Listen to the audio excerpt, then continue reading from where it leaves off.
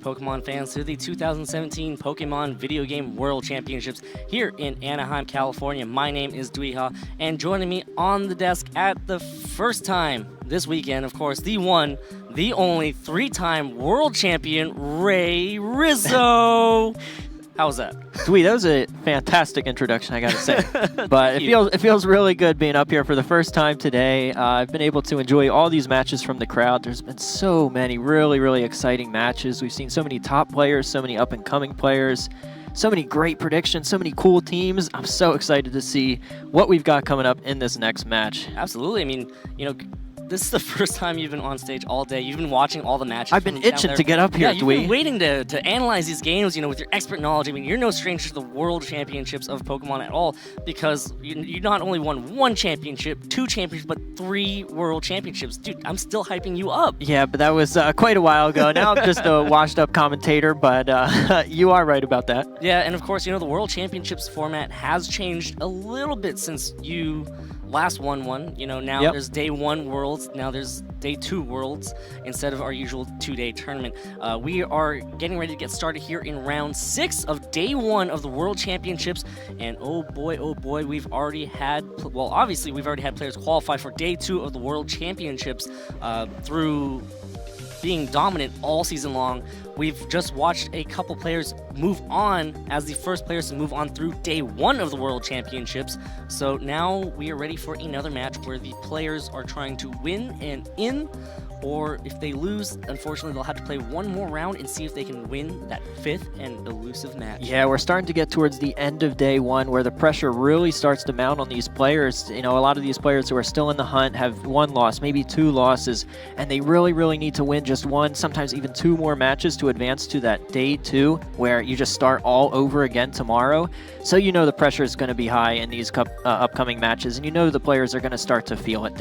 If they drop a match and maybe they fall to X and 2, the pressure is really going to be on in that last round. So you really want to come out swinging here in this match and just clinch that invite maybe 1 round sooner than you need to. Yeah, you never want to leave it to the last second to try to qualify or to try to make it through in these day tournaments. You want to try to secure it, rest up a little bit for moving on to day 2 and, using up the rest of your energy for day 2 as well, right? Yeah, day 2 is going to be a really long and grueling day. There's so many rounds, and then if you manage to make it to the top cut, you're going to have to play even more rounds.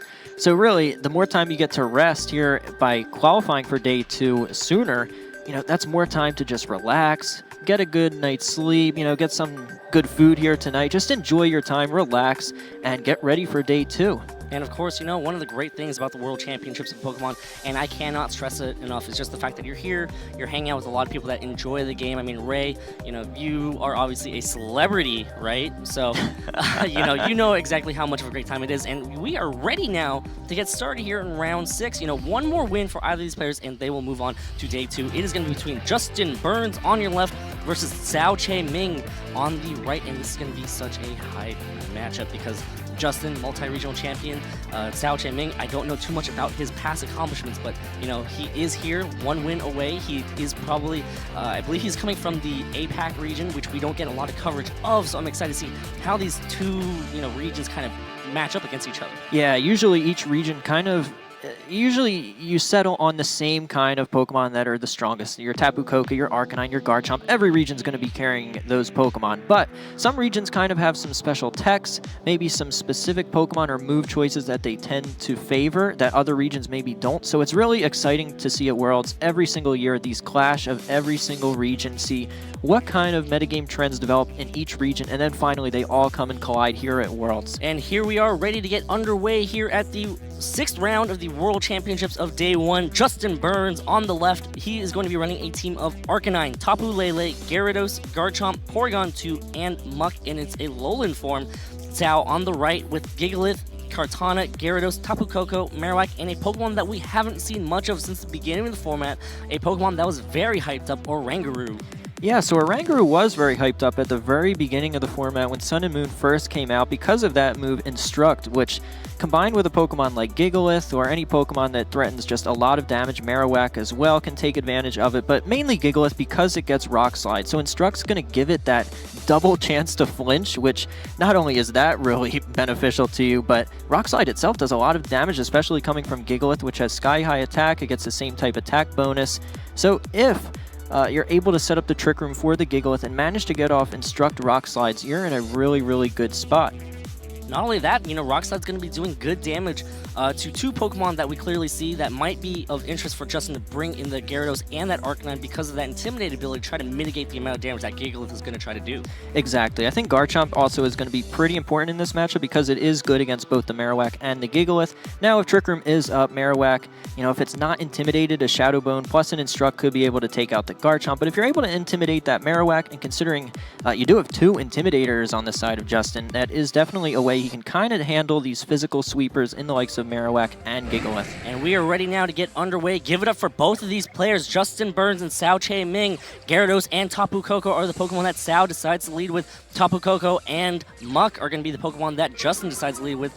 It looks like Gyarados' Intimidate is actually going to go ahead and go before the Tapu Lele Psychic Surge, which is good information to have if you're Justin. Yeah, that's really good information because Gyarados does usually carry some kind of extremely damaging attack.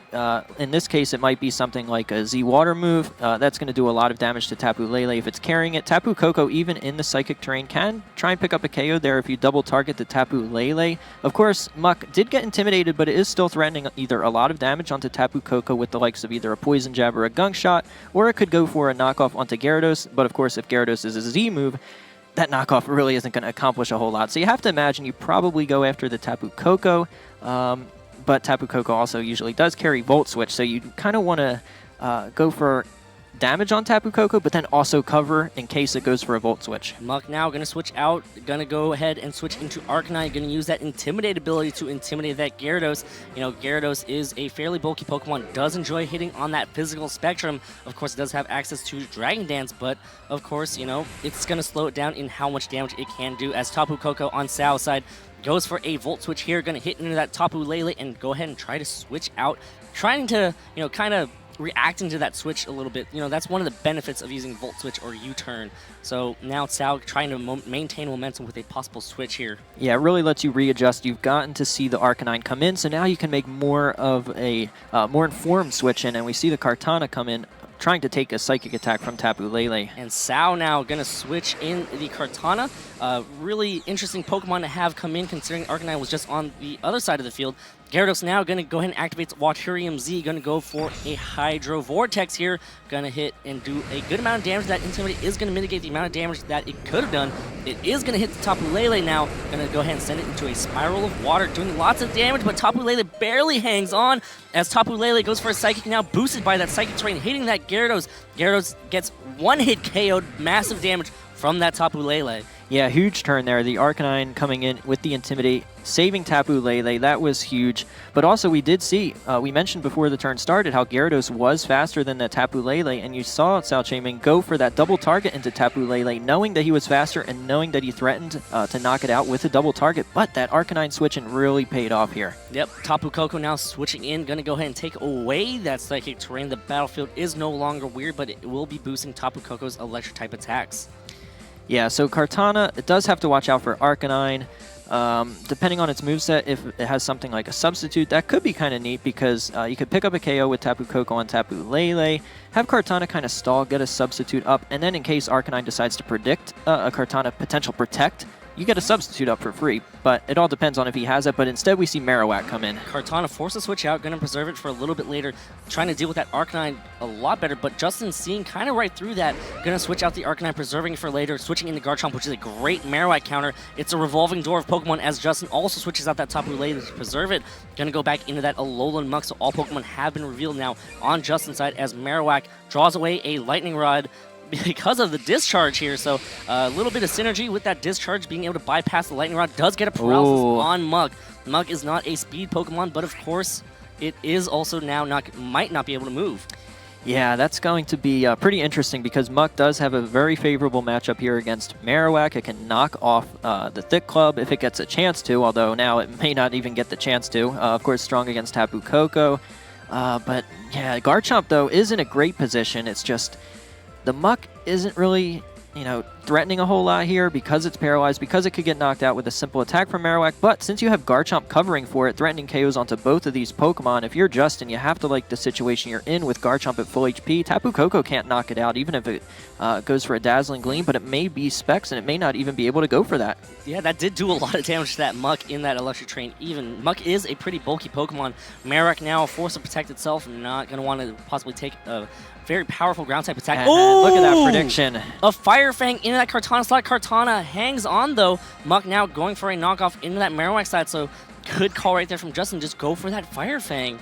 Yep, he knew that Tapu Koko was likely switching out there. Locked into the Discharge. Probably didn't want to sacrifice itself since it needs to come back in and lock itself into Dazzling Gleam to have any kind of chance at taking out this Garchomp. You do manage to bring Kartana in. Unfortunately, you take a lot of damage, and you need to chip a little bit of HP off that Garchomp to put it into KO range for the Tapu Koko. And while Kartana is faster and may be able to do that, it's not looking good here for Tsao Ming. Yeah, Justin's been one step ahead of Tsao so far in this entire match. He's been doing a lot of switches. It is unfortunate that he got paralyzed, but, that switch into Kartana, he thought it would be safe to be able to switch that Kartana in, but Kartana getting heavily punished for coming in. Yeah, because if Garchomp did go for an Earthquake, Kartana would have been a great switch, and it would have done maybe like 40% to it. Ooh, Muck is paralyzed, cannot move. It was trying to use a plus priority attack right there. Kartana goes for a Leaf Blade, hitting that Garchomp.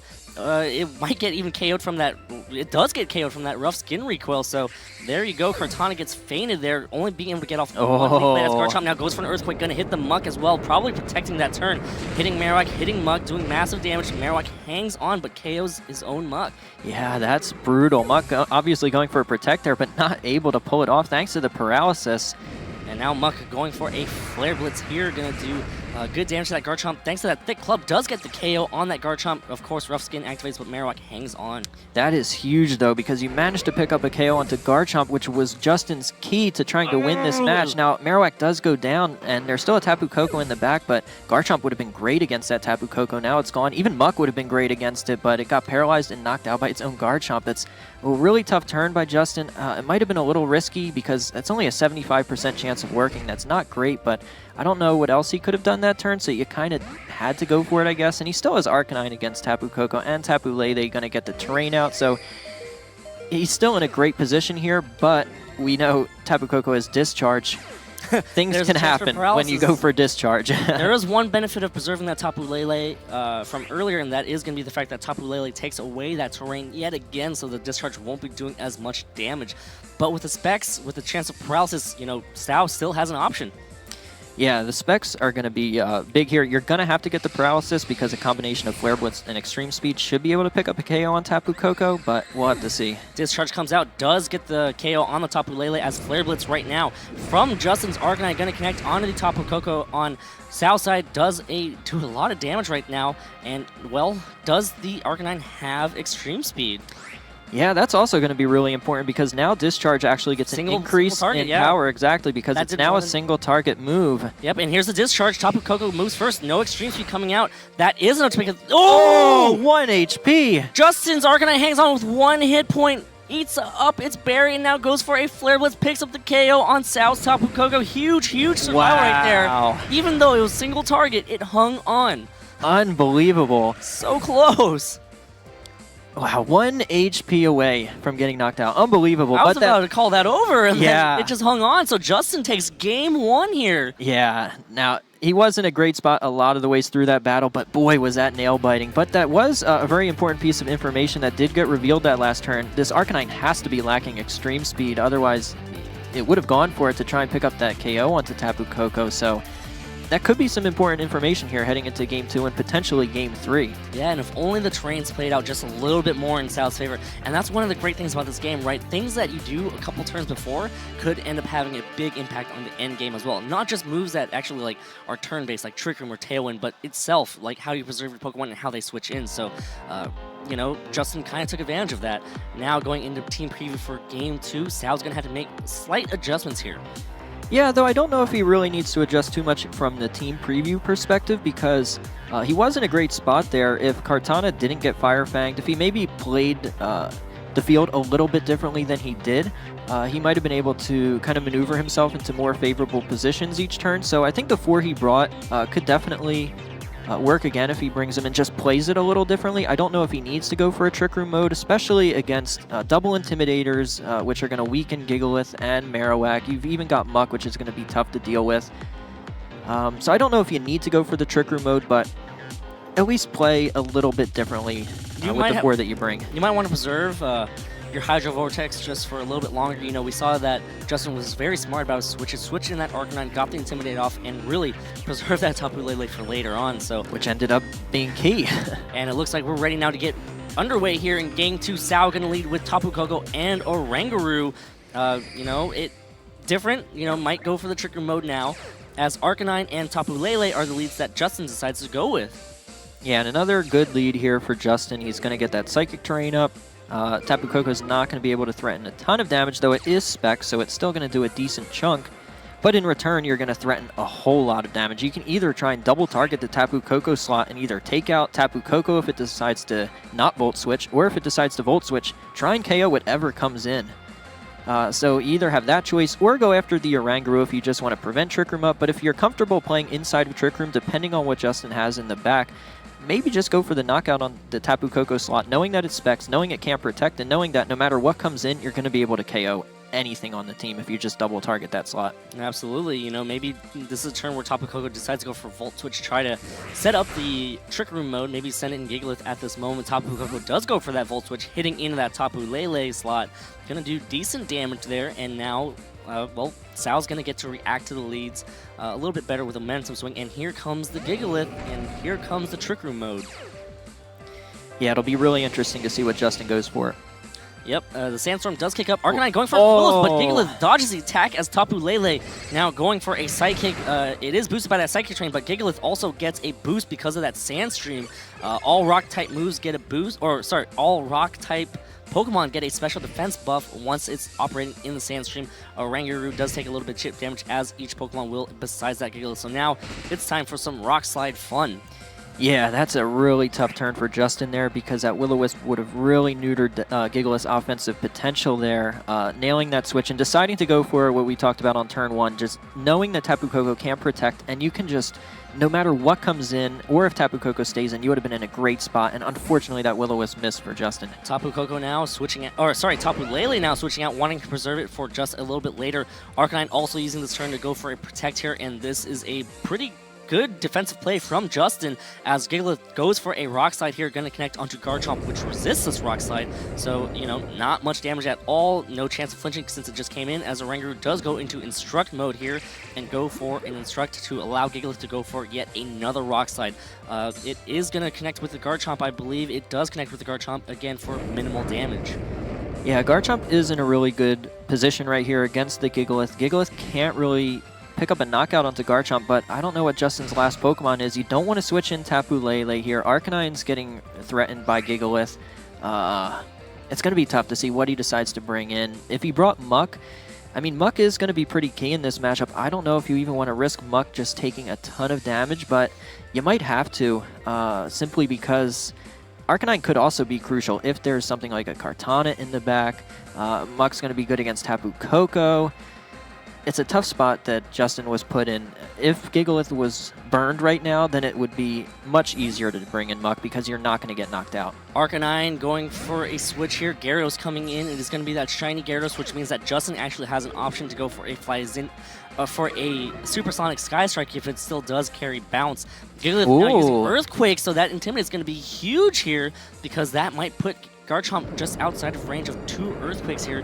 It is going to hit that Garchomp. It is a smart switch. Oh no, that's not going to be enough to pick up the KO at all.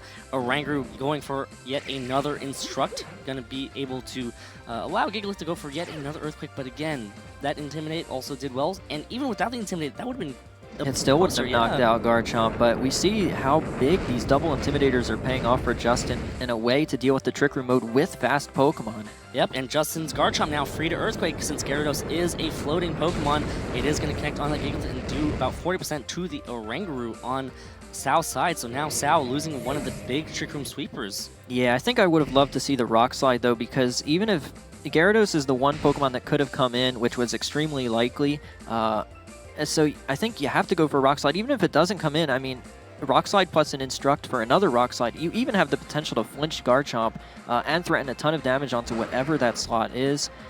But decided to go for the Earthquake. Unfortunately, not enough to pick up the KO onto Garchomp, and now Justin's in a much better position here with both Gyarados and Garchomp out, and Marowak is only able to go for single targeting moves. Yeah, if Marowak goes for a Shadow Bone into that Garchomp slot, is able to pick up the KO, at least the Shadow Bone will be able to redirect into that Gyarados, but, you know, Gyarados pretty much enjoys facing off against Marowak. Yeah, and there's still an Arcanine in the back with Intimidate if you even want to bring it in here. Forget the Garchomp, which we see that is probably going to be the case. Yep, and again, this dual Intimidate core from this Arcanine and the Gyarados paying huge dividends for Justin here, as the Arcanine going to drop yet another Intimidate onto the Marowak. Over on Tsao's side, Marowak now using Shadow Bone, gonna go ahead and target down this Gyarados, try and pick up the KO, but that's gonna be a critical hit right there. Hit. Big critical hit right there from Tsao's Marowak, as Oranguru now going for an Instruct. They're gonna go ahead and tell that Marowak to go for yet another Shadow Bone. Now gonna go ahead and target down the Arcanine. It is intimidated. There's not a critical hit there, but it still does a good amount of damage. Yeah, so really unfortunate there for Justin, though. We saw Marowak target the Gyarados slot, so Gyarados probably would have gone down with Shadow Bone and then Instruct, but Arcanine still would have been at full HP, so pretty unfortunate for Justin. If his Gyarados had Protect, I would have liked to see a Protect there to try and stall out Trick Room.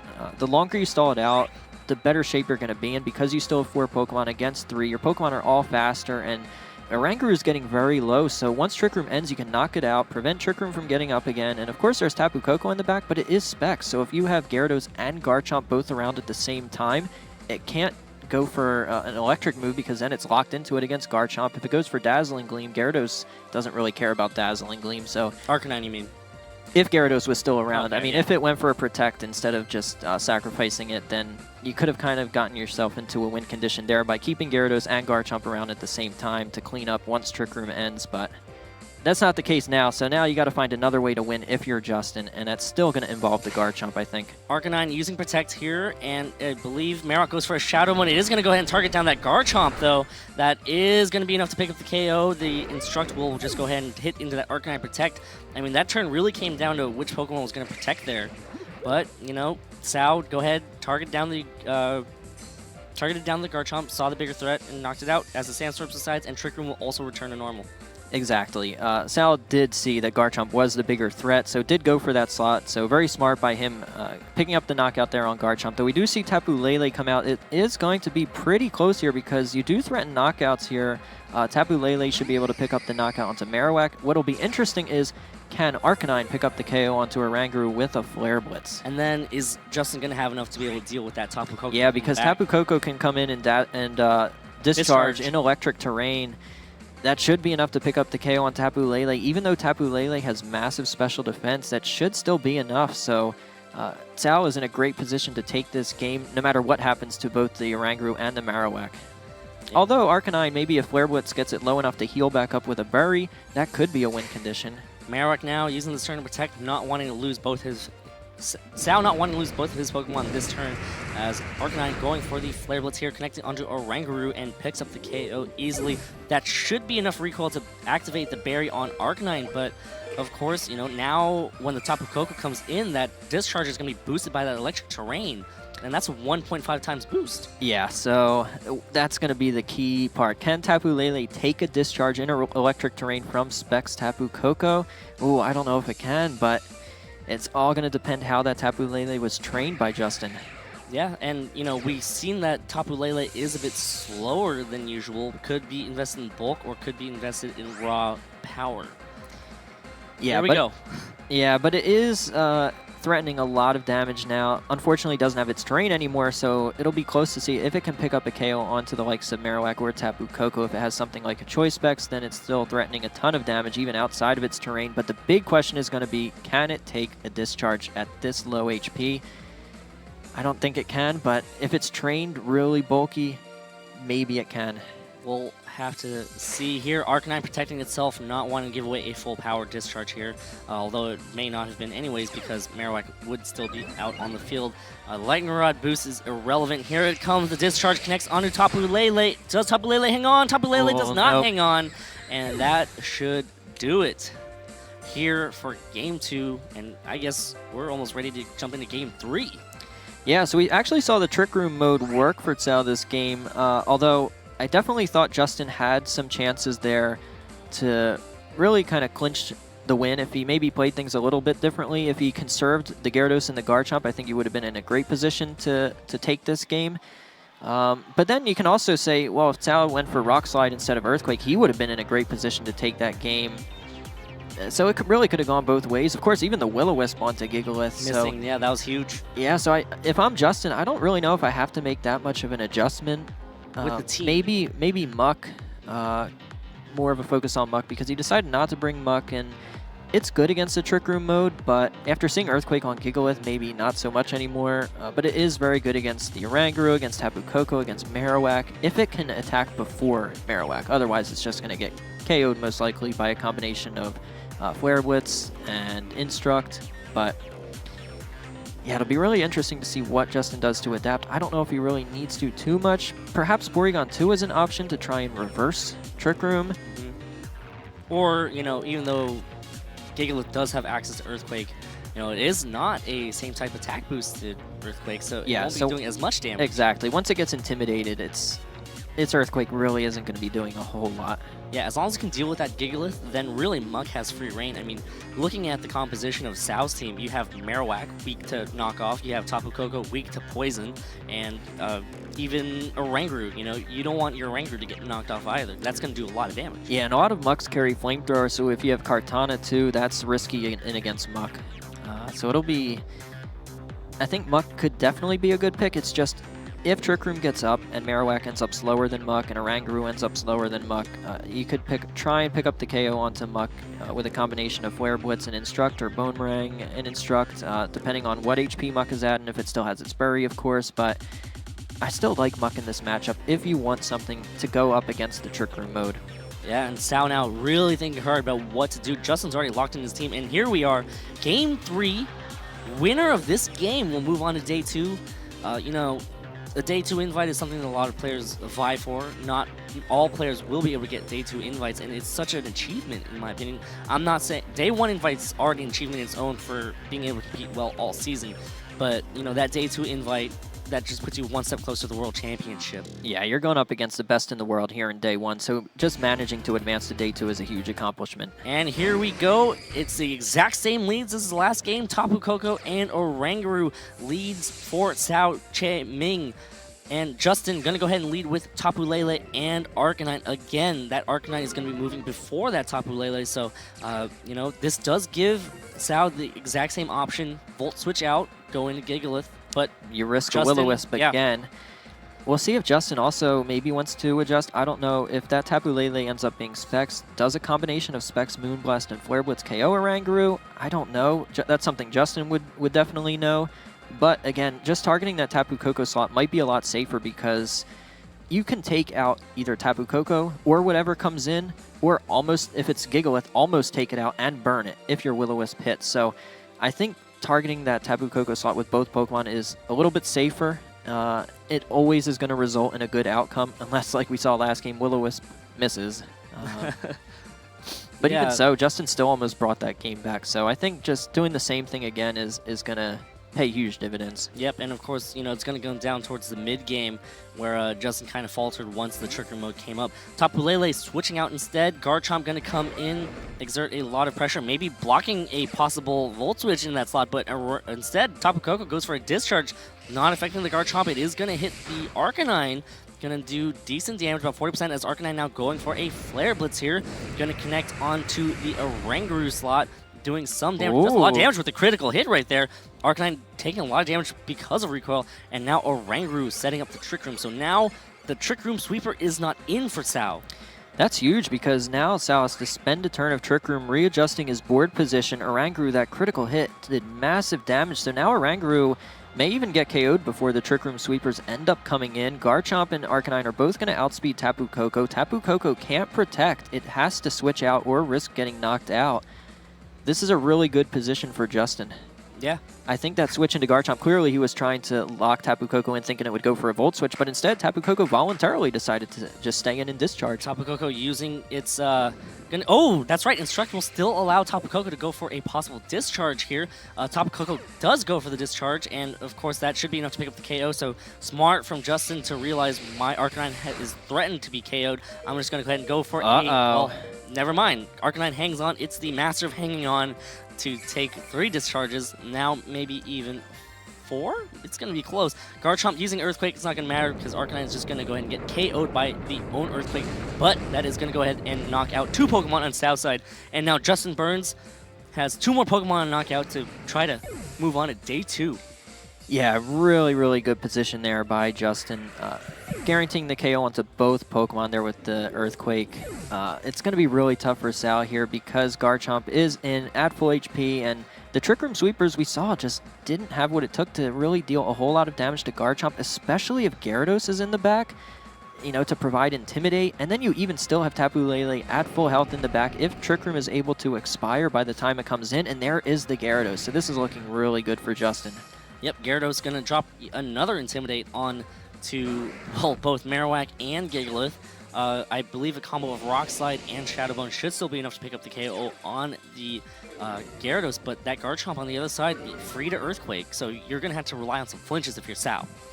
Yeah, though Gigalith does get access to Wide Guard, but even if you Wide Guard against Earthquake, nothing's going to be able to take out Gyarados if Gigalith isn't going for an attack. So I think you just have to go for an attack with Gigalith here rather than a Wide Guard. But, I mean, Rock Slide can flinch, so there's always that option.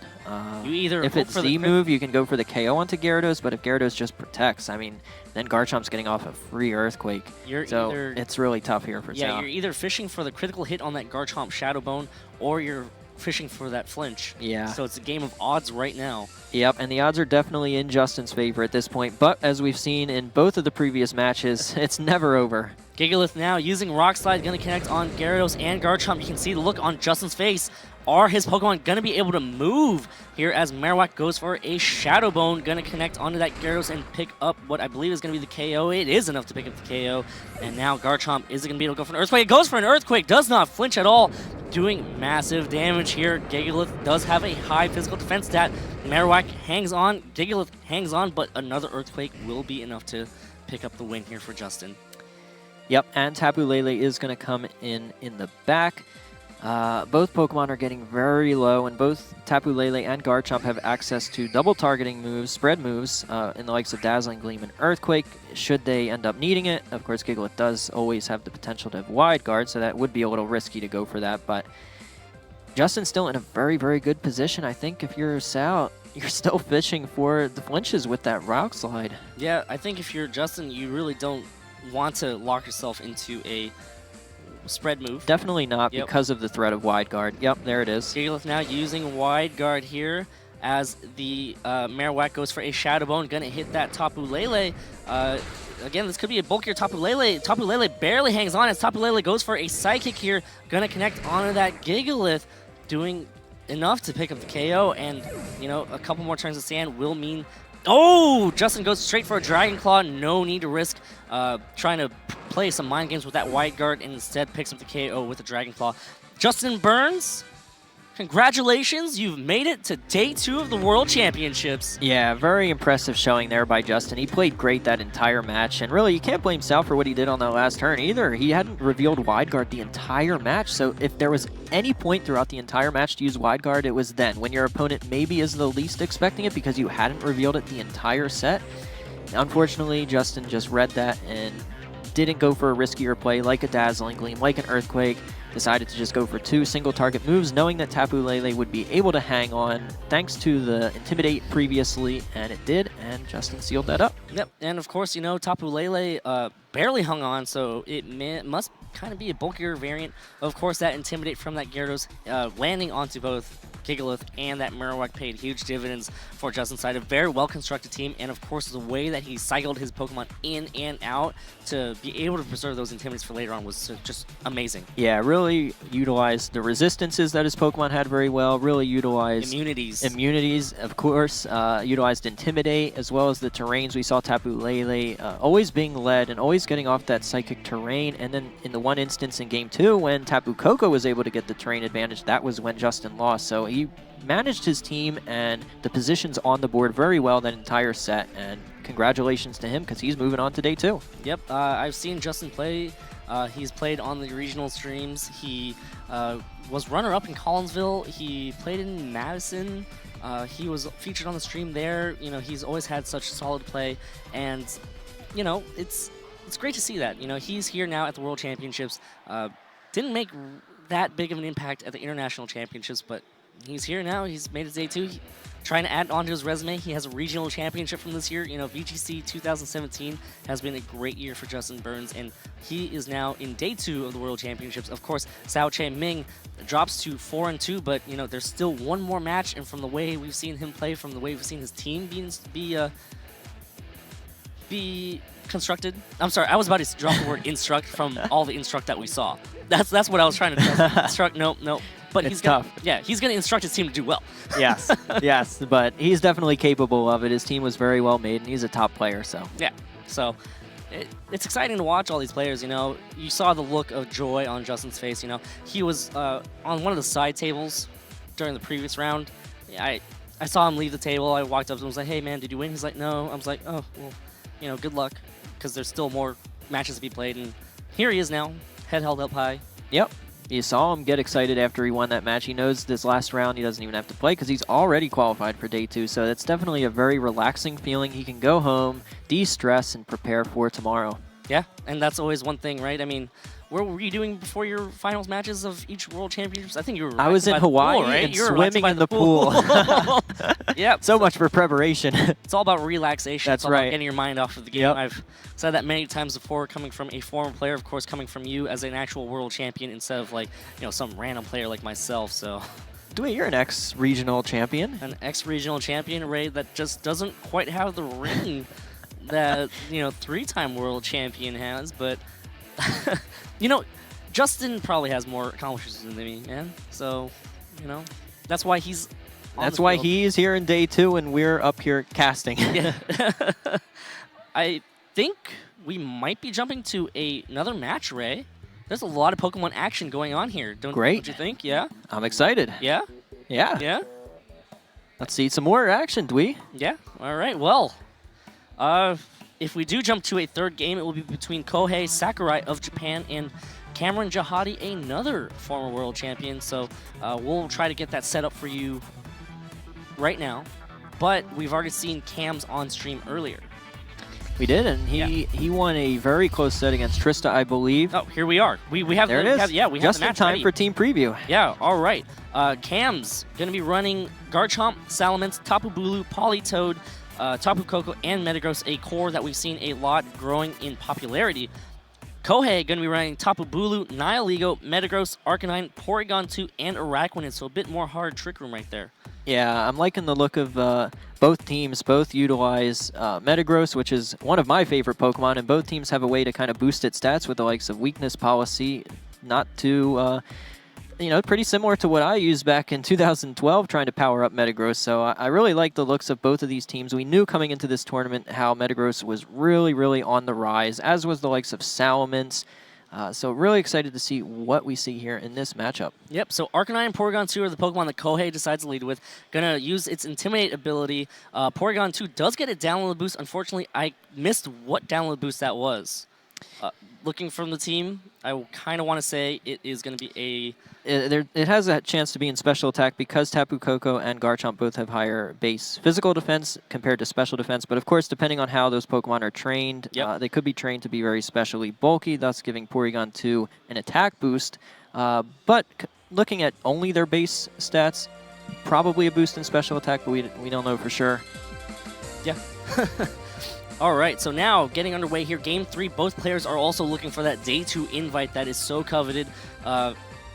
Yeah, I mean, Kohei to be coming all the way from Japan, so close to Day 1, he definitely wants this Day 2 invite to join his peers that have already qualified for Day 2. Of course, Cameron also wanting to join his peers that have already qualified for Day 2 as well.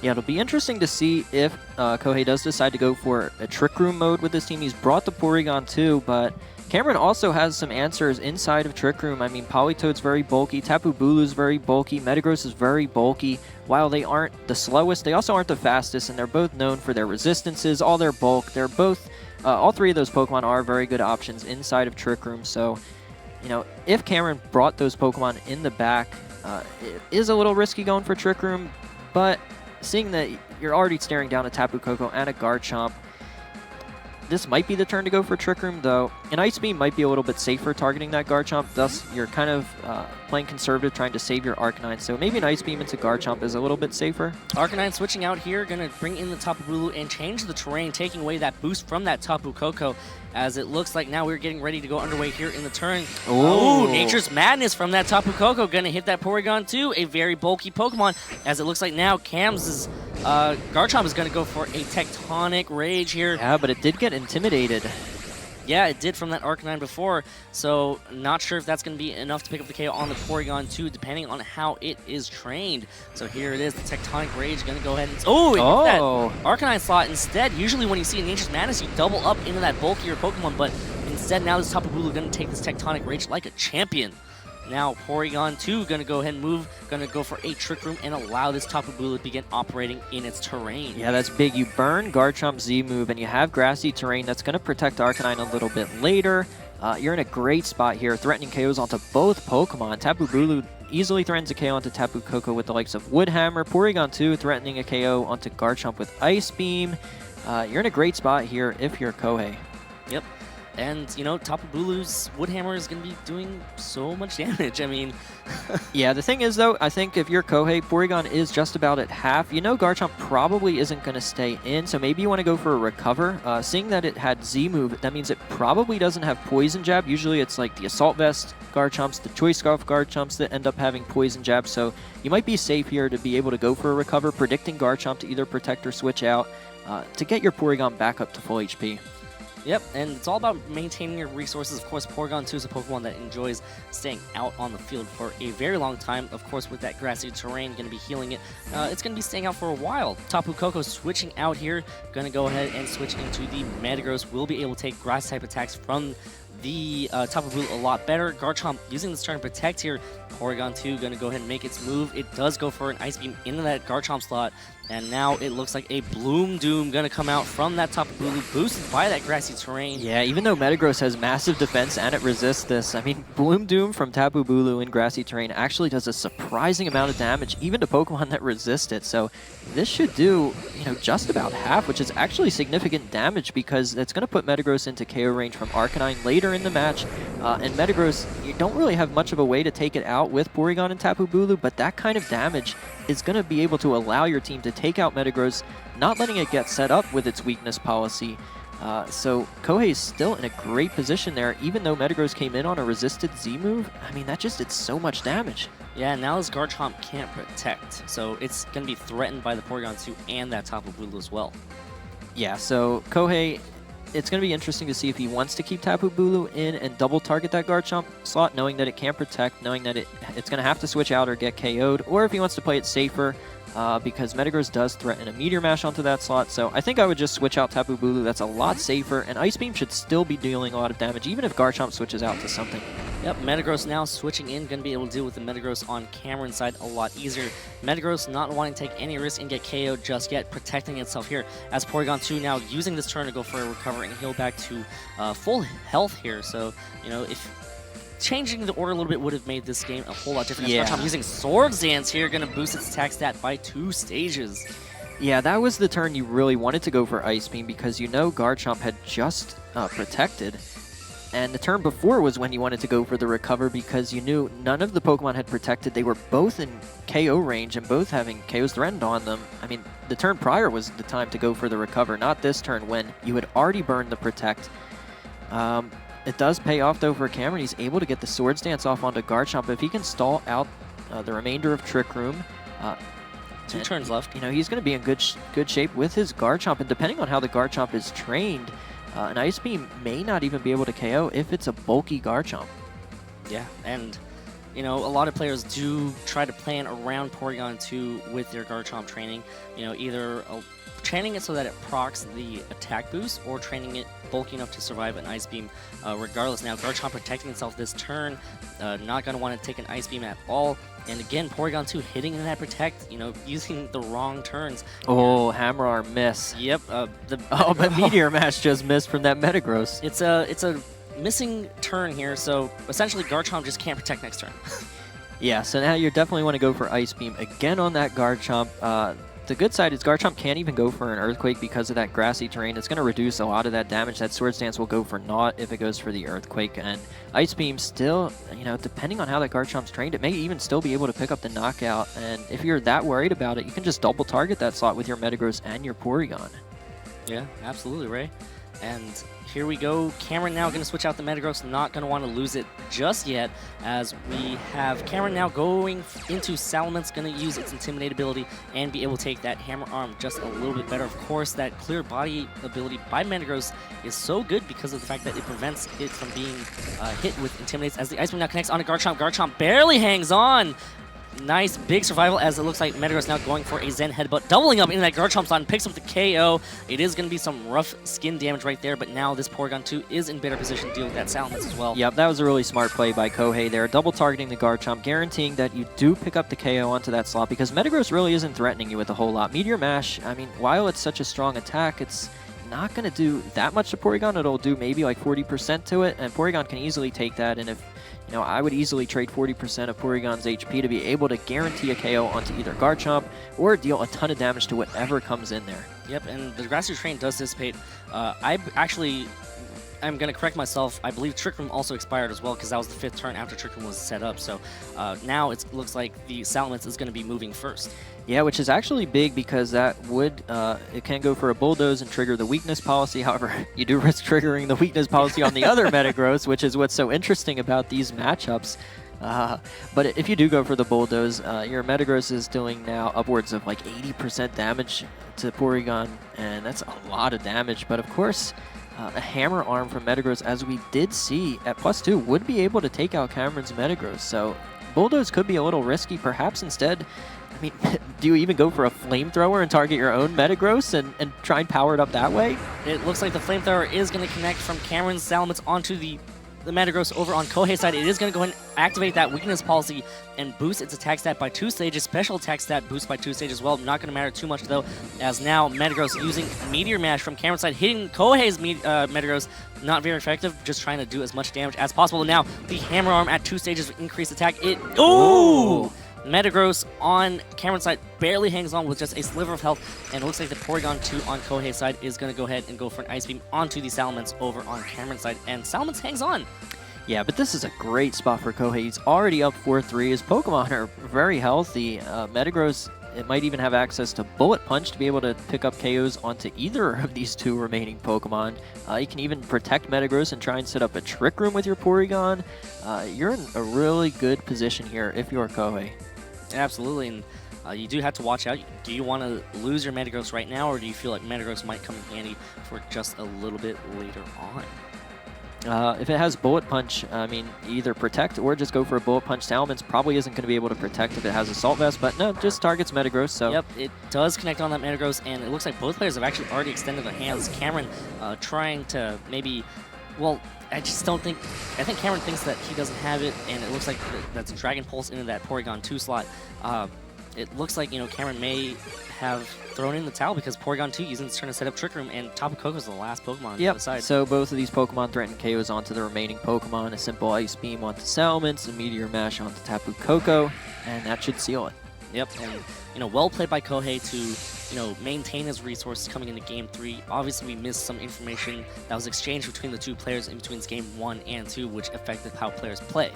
Yeah, absolutely. These players knew a lot more about each other's playstyle and their teams than we did. We're joining late in Game 3, so they already know the ins and outs of each other's teams, and we see their Kohei advancing to Day 2. Yep, and Cameron Jihadi drops to 4-2, but you know what? There's still one round of Pokemon left to play, and if any player can kind of shake that off, move on to the next game, and try to advance, it's definitely Cameron, the former world champion. Yeah, he's won Worlds before. He knows how to take losses, because you're always going to take a loss at Worlds. You need to be able to bounce back. He's used to the pressure of do-or-die situations like he is facing right now, so if there's any player who can do it, it is Cameron. Yeah, and again, we only watched a little part of it. There's so many more mind games that probably happened. This Metagross core that so many players are, not the core, but the Bulldoze weakness policy core that a lot of players are opting for. It's making a huge impact here, and that is definitely one of the teams to watch out for. Yeah, especially